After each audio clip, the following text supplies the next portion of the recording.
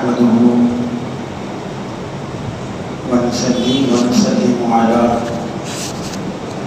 سيدنا ومولانا محمد رسوله النبي الأمين المكين الكريم الرؤوف الرحيم. أما بعد، أعوذ بالله من الشيطان الرجيم. بسم الله الرحمن الرحيم. إنا أعطيناك الكوثر فصل لربك وانحر. وقال الله تبارك وتعالى في القرآن المجيد في مقام آخر: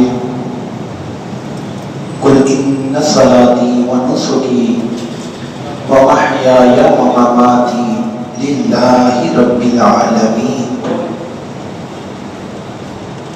صدق الله مولانا العظيم وصدق رسوله النبي الكريم الأمين.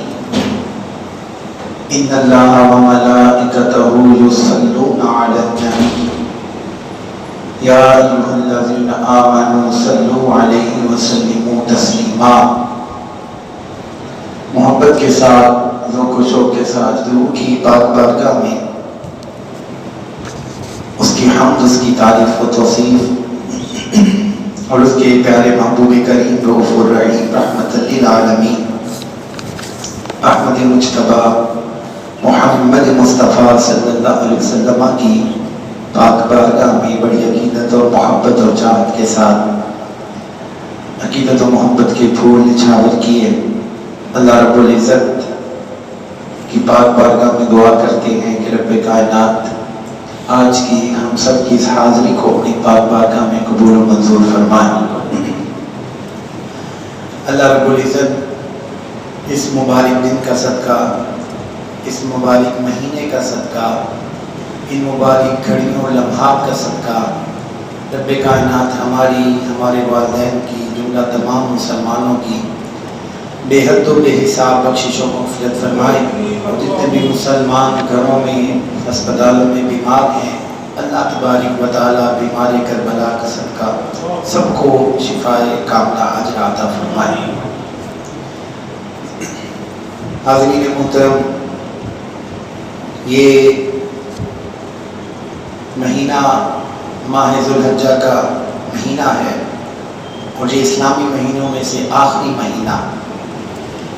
ویسے تو ہر مہینے کی بڑی فضیلت ہے، ہر مہینے کے شب و روز کی بڑی شان ہے، لیکن ماہ ذوالحجہ کے اس مہینے کو ایک خاص عظمت اور فضیلت اس لیے حاصل ہے کہ اس مہینے کے اندر پوری دنیا سے لاکھوں فرزندان توحید، شمع رسالت کے پروانے اور حضور علیہ السلام کے دیوانے اللہ رب العزت کی رضا کی خاطر اس کے حکم پر اس کی بارگاہ میں حاضر ہو کر بیت اللہ شریف کے حج کی سعادت حاصل کرتے ہیں، اور پوری دنیا کے اندر فرزندان توحید حضرت ابراہیم علیہ السلام کی اس پیاری سنت پر عمل کرتے ہوئے اپنی استطاعت کے مطابق قربانیاں کرتے ہیں۔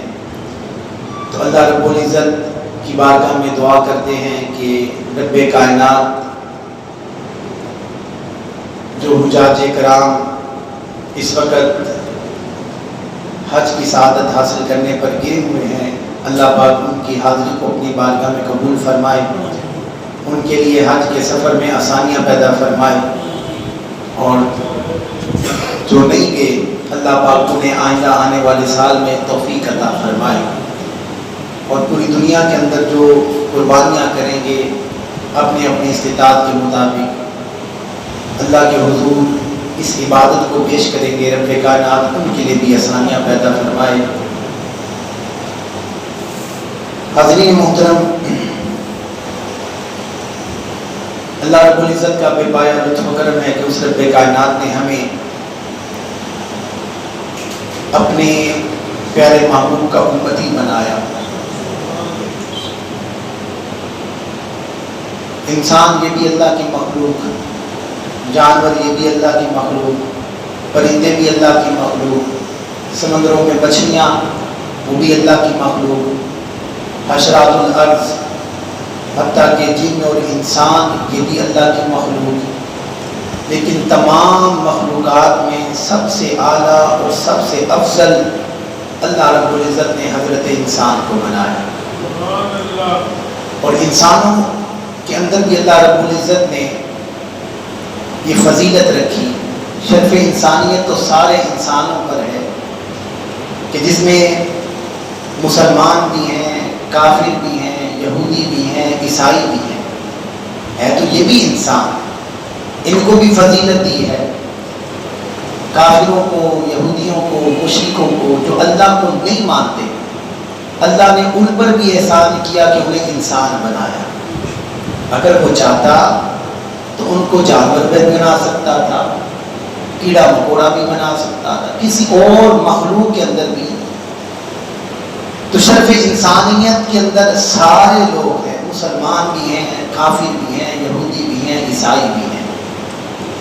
لیکن اللہ رب العزت نے جو سب سے زیادہ فضیلت، جو سب سے زیادہ عزت عطا کی ہے وہ حضور کے امتیوں کو عطا کی، وہ مسلمانوں کو عطا کی، وہ ان لوگوں کو عطا کی ہے جو اللہ رب العزت کو اپنا رب مانتے ہیں، اپنا خالق مانتے ہیں.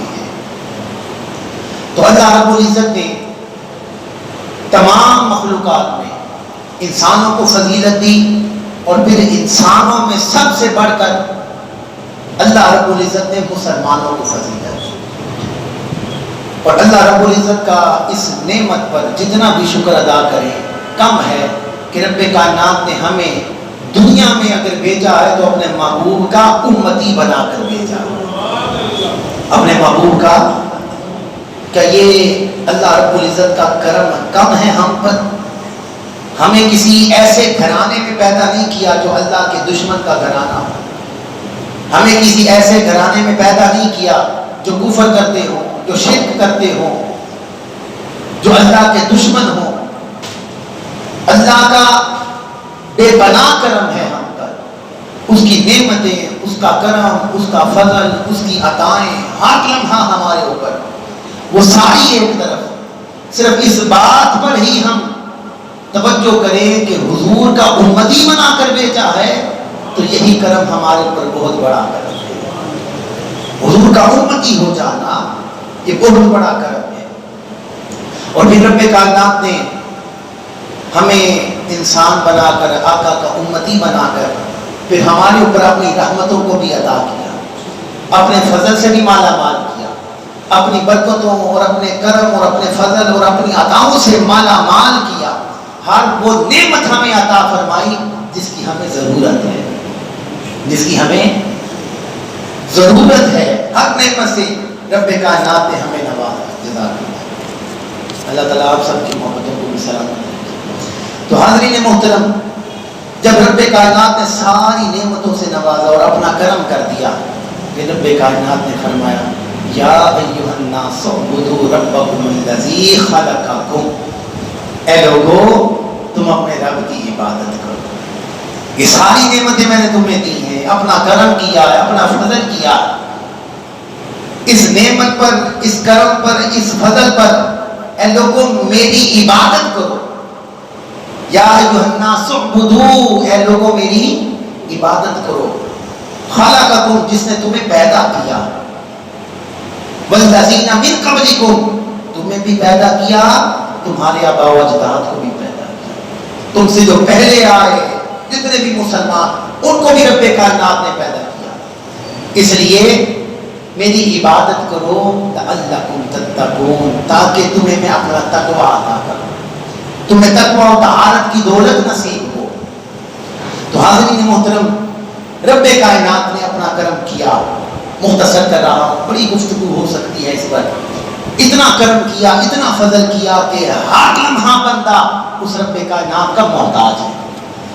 ہر لمحہ ہم اس رب کائنات کے محتاج ہیں. ماں کی گود سے لے کر لحد تک، مہد سے لے کر لحد تک ہر بندہ اس رب کائنات کا محتاج ہے. اس پر بڑی گفتگو ہو سکتی ہے.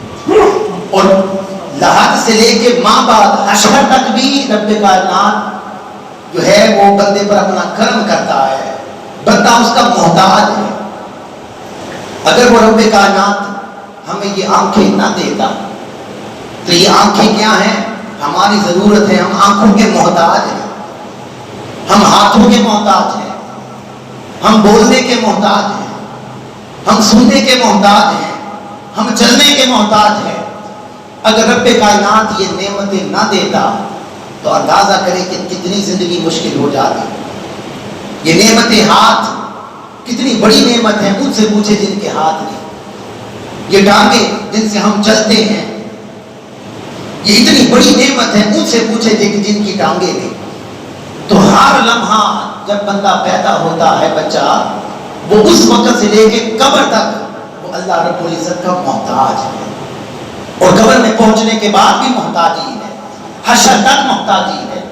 تو جب بندہ اس بات پر سمجھ لے اور یقین کر لے کہ ہم محتاج ہیں, تو پھر ایسی کون سی چیز ہے جو اس رب کائنات کے آگے ہمیں سجدہ شکر بجا لانے میں کوتاہی کا مرتکب کر دیتی ہے. ہم کیوں نہیں اس کے آگے سجدہ سر پر سجود ہوتے, کیوں نہیں اس کی نعمتوں پر شکر ادا کرتے. اللہ رب العزت نے فرمایا اتنی نعمتوں سے نوازا ہے, یہ ساری میرے کرم اور میرے فضل سے تم پر ہوئی ہے. بس کیا کرو, میری عبادت کرو. یا ایھا الناس اعبدوا, میری عبادت کرو. اور یہ عبادت کا حکم صرف رب کائنات نے ہمیں نہیں دیا. یہ عبادت کا حکم رب کائنات نے کریم آقا تاجدار کائنات صلی اللہ علیہ وسلم کو دیا. حضور علیہ السلام سے رب کائنات نے فرمایا انا اعطیناک الکوثر, اے محبوب ہم نے آپ کو خیر کثیر اور بے شمار خوبیاں اور کائنات کی سارے خزانے اے محبوب ہم نے آپ کو عطا کیے. انا اعطیناک الکوثر, اے محبوب کائنات کے سارے خزانے ہم نے آپ کو عطا کیے ہیں. اور آپ لوگوں کے ذوق کے لیے اگر توجہ ہو, ایک محبت والا جملہ نہ کہہ دوں. حضور علیہ السلام نے فرمایا کہ انی اوتیت بمفاتیح خزائن الارض. اس آیت مبارکہ کی روشنی میں مفسرین کرام فرماتے ہیں رب نے اعلان کیا کہ محبوب ہم نے آپ کو ساری خیر و کثیر آپ کو عطا کیے, ہم نے آپ کو کائنات کے خزانے عطا کیے, ہم نے آپ کو ساری خوبیاں عطا کی. اس پر حضور نے کیا فرمایا, اوتیت بمفاتیح خزائن الارض, لوگوں مجھے میرے رب کائنات نے زمین اور آسمان کے سارے خزانوں کی کنجیاں عطا کی ہیں. زمین و آسمان کی. خدا نے اس لیے قاسم بنایا ہے انہیں, خدا نے اس لیے قاسم بنایا ہے انہیں کہ بانٹنے کا سلیقہ حضور جانتے ہیں. بانٹنے کا سلیقہ حضور. تو رب کائنات نے فرمایا انا اعطیناک الکوثر, اے محبوب ہم نے آپ کو کائنات کے خزانے عطا کیے, کوثر عطا کیے ہیں, ہم نے آپ کو خوبیاں عطا کی ہیں, کثرتیں عطا کی ہیں. محبوب اتنی نعمتیں جب آپ کو عطا کی ہیں تو فصلی لربک وانحر, تو محبوب ان نعمتوں پر اپنے رب کے لیے نماز پڑھیں اور وانحر اور قربانی دیں.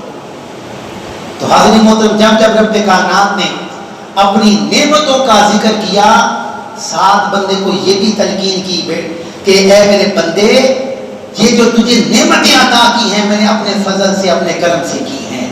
اگر میرا تم پر فضل اور کرم نہ ہوتا تو تم ان نعمتوں سے معلوم ہو جاتے. لہذا یہ جو نعمتیں ملی ہیں ان نعمتوں پر میری عبادت کر کے میرا شکر ادا کرو. جب تم میرا شکر ادا کرو گے لئن شکرتم لازیدنکم, بس شکر ادا کرتے رہو گے میں اس میں اضافہ کرتا رہوں گا, میں اس میں برکتیں دیتا رہوں گا. تو حاضرین محترم, اللہ رب العزت نے بندوں کو اپنی نعمتیں دی, اپنا کرم کیا, اپنا فضل کیا, اور فضل اور کرم کرنے کے بعد رب کائنات نے کہا, فضل و کرم کرنے کے بعد رب کائنات نے کہا کہ اے بندو میری عبادت کرو. میری مشکل ہے آپ کے لیے الفاظ کہنا, ہم تو کرتے ہیں نا, تو الحمدللہ دجوانے کے کہیں اللہ نے کیا کہا کہ اے بندو میری عبادت کرو اور وانحر اور قربانی دو. تو حاضر محترم، ماہ ذوالحجہ یہ مہینہ ہے، اس مہینے کی 10 تاریخ کو یوم عید ہے، ہم عید الاضحیٰ مناتے ہیں۔ اب عید الاضحیٰ یہ مسلمانوں کے لیے غمی کا دن ہے، بولیے نا، غمی کا دن ہے۔ غم مناتے ہیں کہ خوشی مناتے ہیں؟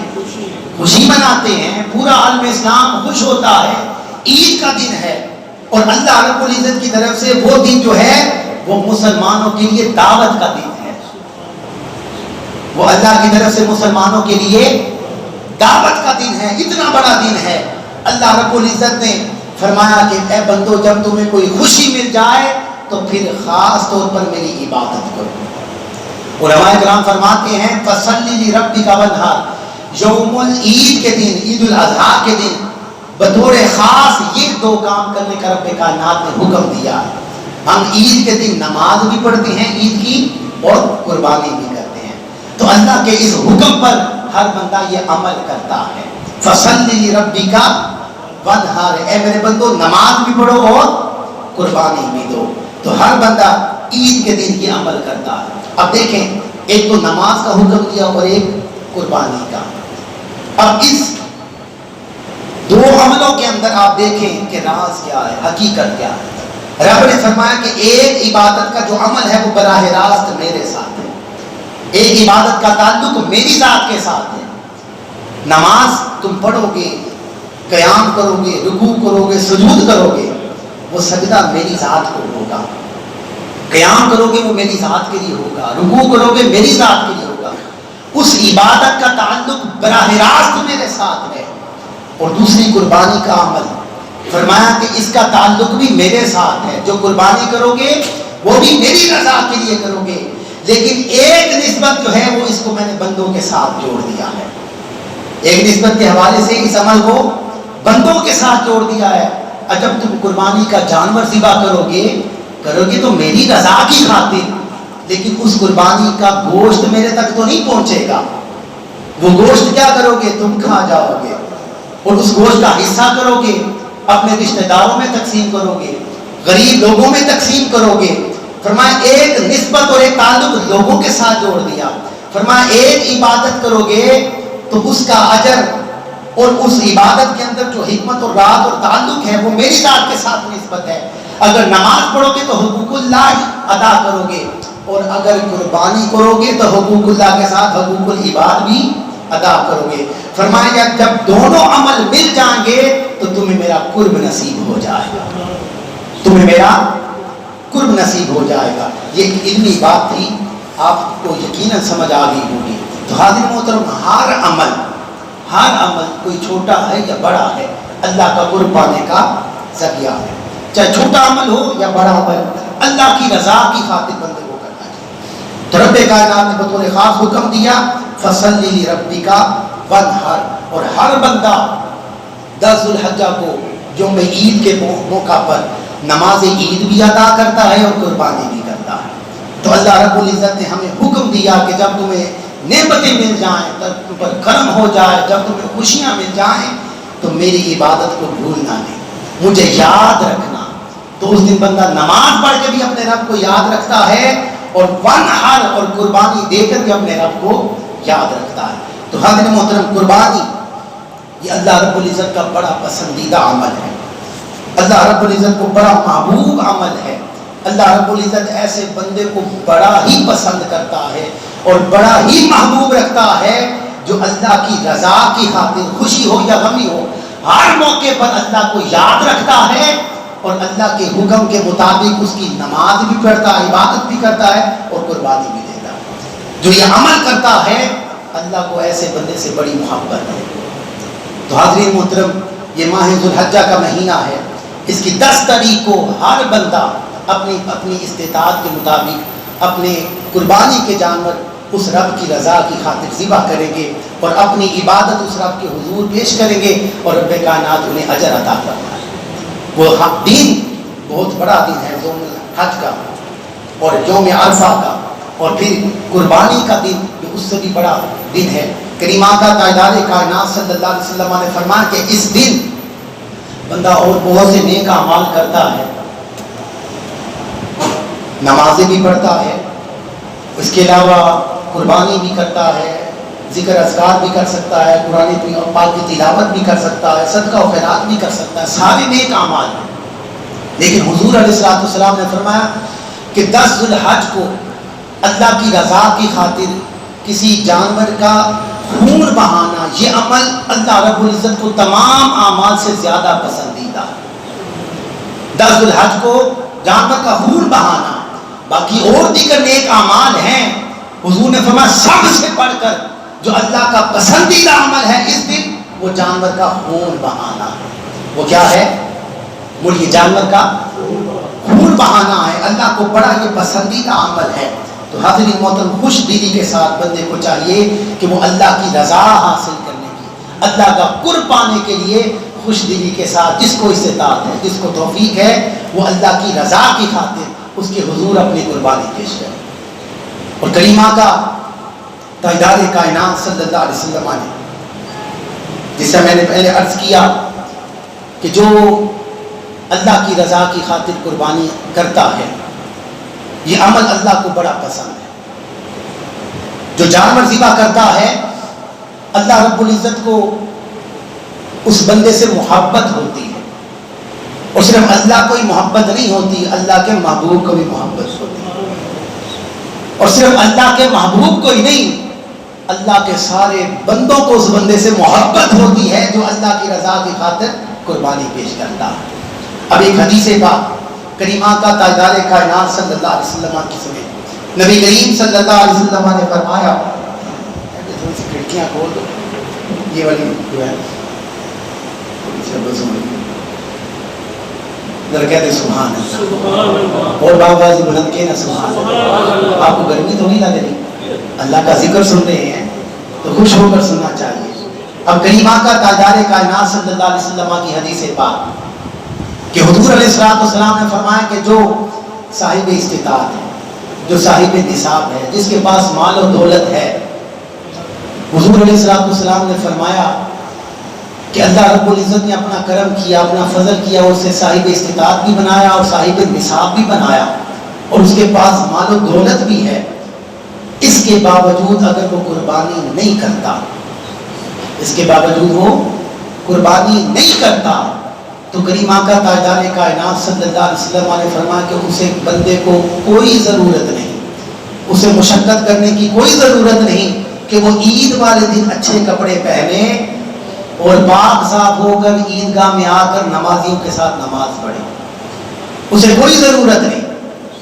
آقا علیہ السلام کے اس فرمان پر ذرا غور کریں، وہ لوگ جن کے پاس استطاعت ہے، حضور نے فرمایا کہ جو استطاعت ہونے کے باوجود قربانی نہیں کرتا، وہ مسلمانوں کے پاس آ کر بیٹھنا تو بڑی دور کی بات، ان کے پاس نماز پڑھنا تو بڑی دور کی بات، حضور نے فرمایا کہ وہ عیدگاہ کے قریب بھی نہ آئے، وہ عیدگاہ کے قریب بھی نہ آئے، اس لیے کیونکہ رب کائنات نے اپنی نعمتوں سے اسے نوازا تھا، اتنی نعمتوں سے نوازا، اس کے پاس اتنا مال و دولت، اور وہ بندہ کہے کہ میں کیوں قربانی کروں، میں تو سارا سال گوشت کھاتا ہوں۔ بھئی قربانی تو وہ بندہ کرے جسے گوشت نہیں ملتا، جس کے پاس پیسے نہیں ہیں، جو سارا سال گوشت کھانے کو ترستا ہے۔ میں تو جب چاہوں، جس وقت چاہوں، جانور خرید کر گوشت کھا سکتا ہوں۔ تو حضور علیہ السلام نے فرمایا کہ ایسا بندہ کہ جس کے پاس مال و دولت ہے، صاحب نصاب ہے، قربانی کر سکتا ہے، اس میں قربانی واجب ہے، مگر اس کے باوجود وہ قربانی نہیں کرتا، تو حضور نے فرمایا کہ وہ عیدگاہ میں آنا تو بڑی دور کی بات، عیدگاہ کے قریب بھی نہ آئے، کیونکہ ایسا بندہ اللہ کو بھی ناپسند ہے، ایسا بندہ اللہ کو ناپسند ہے، اللہ ایسے بندے سے محبت نہیں کرتا۔ اور حضور نے فرمایا کہ جب اللہ ایسے بندے سے محبت نہیں کرتا تو اللہ کا محبوب بھی ایسے بندے سے محبت نہیں کرتا، تو وہ بندہ اللہ کا بھی ناپسندیدہ ہوتا ہے، اللہ کے محبوب کا بھی ناپسندیدہ ہوتا ہے، جو استطاعت ہونے کے باوجود قربانی نہیں کرتا۔ اور کریمہ کا تاجدار کائنات صلی اللہ علیہ وسلم نے فرمایا کہ وہ بندہ اللہ کا بھی ناپسندیدہ ہے اور اللہ کے محبوب کا بھی ناپسندیدہ ہے، تو ایسے بندے کو اجازت ہی نہیں کہ وہ میرے بندوں کے پاس آ کر میرے بندوں کے ساتھ بیٹھ کر عبادت کرے۔ حضور نے فرمایا کہ وہ میرے بندوں سے بھی دور رہے کہ جو استطاعت ہونے کے باوجود قربانی نہیں کرتا۔ تو حاضرین محترم، ایسے بندوں کے لیے بھی آقا علیہ الصلوۃ والسلام کی یہ حدیث مشعل راہ ہے۔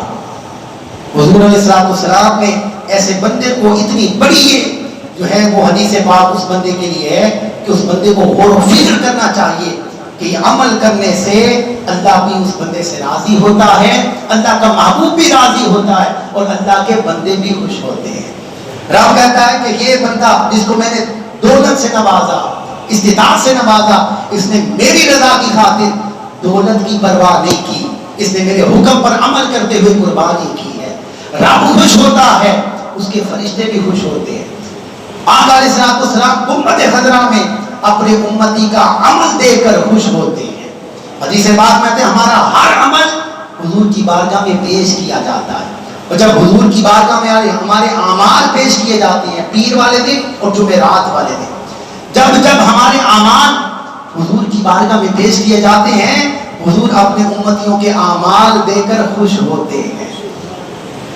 حضور اپنے امتیوں کے اعمال دے کر خوش ہوتے ہیں، اور پھر لوگ بھی اس بندے کو دے کر خوش ہوتے ہیں جو اللہ کی رضا کی خاطر قربانی کرتا ہے۔ لوگ کہتے ہیں کیسا اللہ کا اس بندے پر کرم ہے، کتنا اس بندے پر اللہ رب العزت راضی ہے کہ اس کو کتنی توفیق دی، اس نے ایک بکرا کیا 10 بکرے اس رب کی بنا پر قربان کیے، ایک گائے کا 2 3 4 گائے قربان کیے، 5 اونٹ قربان کیے، اتنے خوش ہوتے ہیں کہ اللہ پاک نے اسے اتنا عطا کیا ہے۔ تو جو بندہ یہ عمل کرتا ہے، اس عمل کی بنیاد پر حضور فرماتے ہیں اللہ بھی اس بندے سے راضی ہوتا ہے، اللہ کا محبوب بھی راضی ہوتا ہے، اور اللہ کے بندے بھی خوش ہوتے ہیں۔ تو حضرت محترم، ایک عمل سے دیکھیں رب کتنا راضی ہو رہا ہے، رب کتنا راضی ہو رہا ہے۔ حاضرین محترم، صرف اس بات کو بیان کرنے کا مقصد، میں نے پچھلے جمعہ المبارک حج کی فضیلت کو بیان کیا اور حاجی کی فضیلت کو بیان کیا کہ رب نے حج کی فضیلت کیا رکھی ہے، اور جو بندہ حج کرتا ہے اس کی فضیلت کیا ہے، اس کی قدر و منزلت کیا ہے۔ اور میں نے مکہ پاک کی فضیلت کو بیان کیا کہ اس مکہ پاک کی فضیلت کیا ہے، جس مقام پر خان بیت اللہ شریف ہے اس کا مقام و مرتبہ کیا ہے، صفا مروہ کی سعی کرنے پر فضیلت کیا ہے، مزدلفہ میں جانا، مینا میں جانا، اور مقام عرفات کا جو وقوف حج جو ارکان رکن اعظم ہے اس کی فضیلت کو بیان کیا۔ تو بتانے کا مقصود ہے یہ جتنی بھی فضیلتیں بیان کی ہیں اس کو صرف بیان کرنے کا ایک ہی مقصد ہے۔ آج قربانی کی فضیلت کو بیان کر رہا ہوں، اس کا بھی صرف فقط ایک مقصد ہے، اور وہ مقصد کیا ہے کہ ہر بندے کے دل کے اندر ایک تڑپ پیدا کرنا، ایک شوق پیدا کرنا، ایک جذبہ پیدا کرنا، ایک عشق کی آگ لگانا کہ ہر بندے کے اندر شوق عبادت پیدا ہو، وہ تڑپ پیدا ہو، وہ ارادہ کر لے اور نیت کر لے۔ اور آپ کو پتا ہے کہ یہ تڑپ کیوں پیدا کی جا رہی ہے؟ اس لیے کیونکہ قیامت کا دن ہوگا، ہر بندہ اس رب کے حضور ہوگا، رب کائنات ایک بندے کو بلائے گا، اسے حج کا ثواب بھی عطا فرمائے گا۔ آپ کو سمجھ نہیں آئی؟ آپ چاہتے ہیں کہ آپ کو حج کا ثواب مل جائے؟ تصویر اونچی آواز ہے کہ نا سبحان اللہ۔ آپ چاہتے ہیں قیامت کا دن ہوگا، رب کے حضور حاضر ہوں، ہم نے دنیا میں حج نہیں کیا، رب ہماری جھولی میں حج کا ثواب بھی ڈال دے۔ ہم نے زکوٰۃ نہیں دی لیکن زکوٰۃ کا ثواب بھی رب کائنات ہمارے نامہ اعمال میں ڈال دے۔ ہم نے روزے نہیں رکھے، ہم نے نمازیں نہیں پڑھی، یہ سارے اعمال کا ثواب رب کائنات ہمیں عطا کر دے۔ ہم نے حج کی فضیلت کو بھی بیان کیا، روزے کی فضیلت کو بھی بیان کیا، نماز کی فضیلت کو بھی، آج قربانی کی فضیلت کو بھی بیان کر رہے ہیں، اس لیے کیونکہ تڑپ پیدا ہو جائے، ایک شوق پیدا ہو جائے۔ جب قیامت کے دن رب کائنات ایک بندے کو حج کا ثواب عطا کرے گا، زکوٰۃ کا ثواب عطا کرے گا، قربانی کا ثواب عطا کرے گا، وہ بندہ حیران ہو کر عرض کرے گا باری تعالیٰ میرے پاس تو اتنا مال ہی نہیں تھا کہ میں دنیا میں حج کر سکتا، میرے پاس تو اتنی دولت ہی نہیں تھی کہ میں قربانی کر سکتا، میرے پاس تو اتنا مال ہی نہیں تھا کہ میں تیری راہ میں زکوٰۃ دے کر تیرے غریب بندوں کی مدد کر سکتا، لیکن باری تعالیٰ آج تیرا اتنا کرم کہ میرے دنیا میں حج کیے بغیر مجھے تو حج کا ثواب دے رہا ہے، مال دیے بغیر تو مجھے زکوٰۃ کا ثواب دے رہا ہے، اور قربانی کیے بغیر آج مجھے تو قربانی کا بھی ثواب دے رہا ہے۔ رب فرمائے گا بندے بے شک تو نے حج نہیں کیا، بے شک تو نے قربانی نہیں دی، بے شک تو نے اپنے مال سے زکات ادا نہیں کی، لیکن تو باتیں سن کے تڑپتا تو رہتا تھا نا۔ جب کوئی حاجی احرام پہن کر لبیک اللہم لبیک کی صدائیں پکار کر بلند کرتے ہوئے اس بارگاہ کی طرف جاتا تھا، تیرا دل تو مچلتا تھا نا، تیرا دل تو تڑپتا تھا نا۔ جب کوئی قربانی کرتا تھا، اس جانور کی گردن پر چھری چلاتا تھا، اور اس وقت تیرا دل بھی تو تڑپتا تھا نا کہ رب مجھے توفیق دیتا، میں بھی اپنے گھر میں جانور خرید کر لاتا، اسے پیار کرتا، اسے رب کی راہ میں قربان کرتا۔ تو تڑپتا تو تھا نا، مچلتا تو تھا نا۔ جب لوگ سخاوت کرتے تھے، لوگوں کے پاس مال تھا، اپنے مال سے زکات دیا کرتے تھے، اور تو دیکھا کرتا تھا کس طرح لوگ سخاوت کر رہے ہیں، کس طرح بھوکوں کو کھانا کھلا رہے ہیں، کس طرح غریبوں کی مدد کر رہے ہیں، کس طرح بیووں کا سہارا بن رہے ہیں۔ اے میرے بندے تو مچلتا تو تھا نا، تڑپتا تو تھا نا۔ رب نے فرمایا بندے بے شک تو نے عمل کیا یا نہیں کیا، اس تڑپنے پر ہی میں نے تجھے اجر عطا فرمایا۔ اس تڑپنے پر تیری نیت اچھی تھی، تیرا ارادہ اچھا تھا، تیری سوچ اچھی تھی۔ تو آج یہ جو قربانی کی فضیلت بیان کر رہا ہوں، بے شک استطاعت ہے، غریب بندے ہیں، ہر بندہ صاحب استطاعت نہیں ہے۔ جو صاحب استطاعت ہے اس کے لیے تو حکم ہے کہ وہ قربانی کرے، اگر نہیں کرتا تو وہ عیدگاہ کے قریب بھی نہ آئے۔ اللہ ایسے بندے کو پسند نہیں کرتا، لیکن ہر بندہ صاحب استطاعت بھی تو نہیں ہے نا، ہر بندہ قربانی بھی تو نہیں کر سکتا نا۔ جس پر قربانی واجب ہے وہ قربانی کرے، اور جس پر قربانی واجب نہیں، اس کے باوجود اگر وہ قربانی کرے تو اس کے لیے یہ مستحب عمل ہے، اس کے لیے کیا ہے؟ اچھا عمل ہے۔ اللہ اس بندے کو محروم نہیں رکھے گا، اسے بھی اجر دے گا۔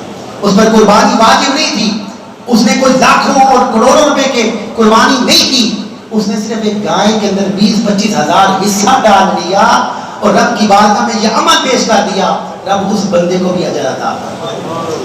تو اس رب کی بارگاہ میں یہ نہیں دیکھا جاتا کہ کون کتنی مال کی قربانی کر رہا ہے، یہ نہیں دیکھا جاتا کہ کون کس نیت سے۔ اللہ رب العزت نے فرمایا لن ینال اللہ لحومها ولا دماؤها ولکن ینالہ التقوی منکم۔ یہ جو تم قربانی کرتے ہو، اس قربانی کا گوشت تو مجھے نہیں پہنچتا، نہ اس قربانی کا خون مجھے پہنچتا۔ ہم قربانی کرتے ہیں، گوشت جو ہے وہ خود کھا لیتے ہیں، رشتہ داروں میں تقسیم کر دیتے ہیں، اور پھر غریبوں میں تقسیم کر دیتے ہیں۔ خون اس قربانی کا نالیوں میں بہ جاتا ہے، کھال اس کے کوئی ویلفیئر والے لے جاتے ہیں، ہاسپٹل والے، مدارس والے، تو رب تک کیا پہنچا؟ رب نے فرمایا یہ جو تم نے قربانی کی، نہ گوشت مجھ تک پہنچا، نہ خون مجھ تک پہنچا، نہ ہی اس کی کھال میرے تک پہنچی، یہ جو تمہارے دلوں کا تقویٰ ہے وہ بس مجھ تک پہنچا۔ کس نیت کے ساتھ تم نے یہ عمل کیا، کس ارادے کے ساتھ، تو لہذا وہ نیت اللہ رب العزت دیکھتا ہے۔ حضور نے فرمایا نہ وہ رب نہ تمہاری شکلوں کو دیکھتا ہے، نہ عقلوں کو دیکھتا ہے، نہ صورت کو دیکھتا ہے، نہ سیرت کو دیکھتا ہے، وہ رب جب بھی دیکھتا ہے تمہارے دلوں کی نیتوں کو دیکھتا ہے۔ تو اپنی نیت اچھی رکھے، ارادہ اچھا رکھے۔ تو کریم آقا تاجدار کائنات صلی اللہ علیہ وسلم یہ حدیث پاک جو حضور نے بیان کی، اس پر غور کرے، ہر بندہ غور کرے جو صاحب استطاعت ہے یا نہیں ہے۔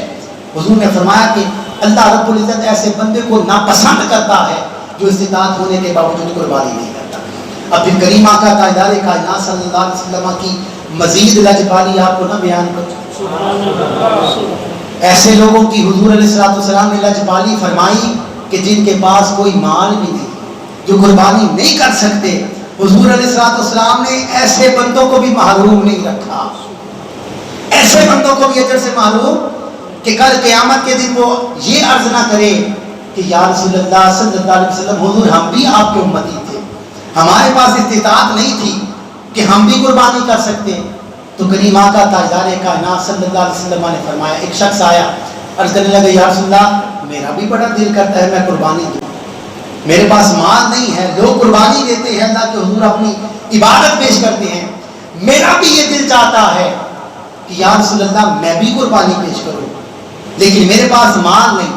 اب حضور علیہ السلام نے دیکھے لجپالی کیسی فرمائی۔ حضور علیہ السلام نے فرمایا کہ عید کے دن، کس دن؟